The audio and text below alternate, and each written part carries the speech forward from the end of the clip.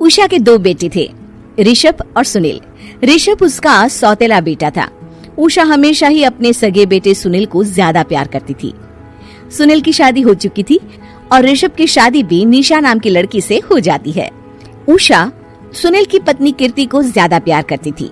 एक दिन वो अपनी बहू कीर्ति के लिए साड़ी ले आती है। ये लो बहू, तुम्हारे लिए साड़ी लाई हूँ।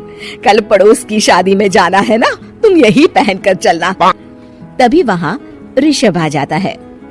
अरे माँ, तुम निशा के लिए साड़ी नहीं लाई? वो भी तो कल शादी में जाएगी ना? हाँ, वो भी जाएगी, पर उसके पास तो काफी साड़ी होंगी ना।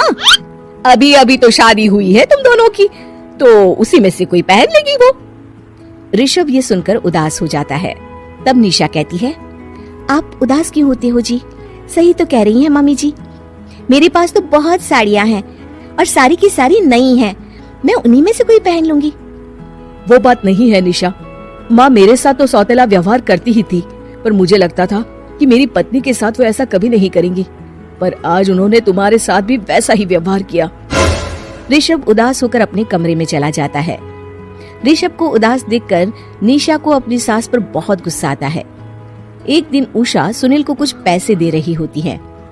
ले बेटा सुनील, ये कुछ पैसे रख ले और बहू को कहीं घुमा लिया। जी मम्मी जी। सुनील वहाँ से चला जाता है। मम्मी जी, आपने इन्हें तो कभी पैसे नहीं दिए। ऐसा सौतेला व्यवहार आप क्यों करती हैं? बहू, ये किस तरह से बात कर रही हो तुम अपनी सास से? कोई ऐसे सवाल करता है कि अपनी सासू से? सास, अरे जिस दिन से मैं इस घर में आई हूँ ना, आपने तो मुझे अपनी बहू माना ही नहीं।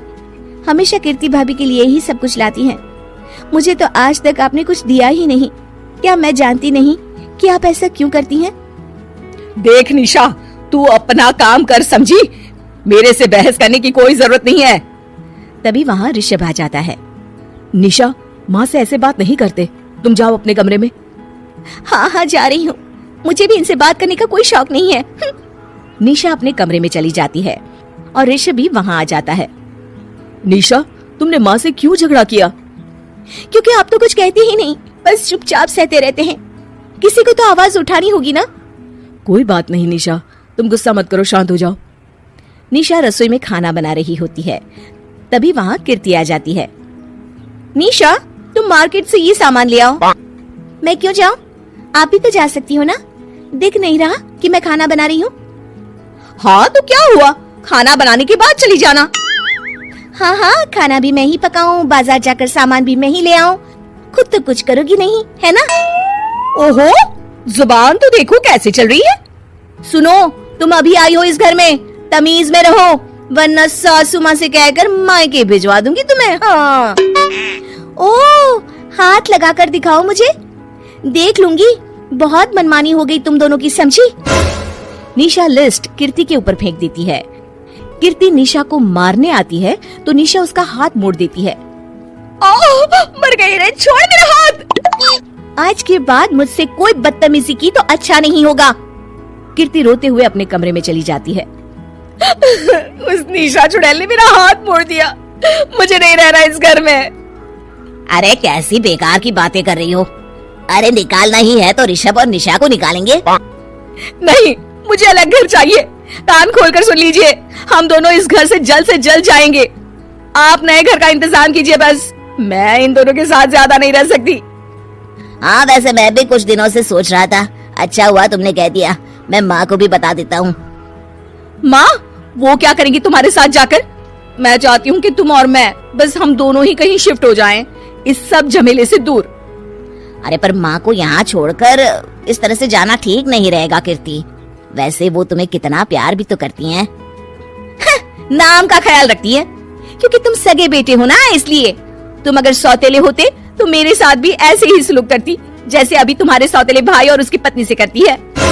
अरे पर फिर भी कुछ भी नहीं। देखो, या तो हम दोनों इस घर से कहीं दूर जाएंगे, या फिर मैं अपने मायके चली जाऊंगी। हाँ, बता देती हूँ। अच्छा बाबा, अच्छा ठीक है। सुनील अपनी माँ से बात करने आता है। माँ, मैं सोच रहा हूँ कि कीर्ति के साथ अलग घर में शिफ्ट हो जाऊँ। अरे वाह बेटा, ये तो बहुत अच्छा सोचा है तुमने। कब शिफ्ट होना है हमें? मैं भी पैकिंग कर लेती हूँ।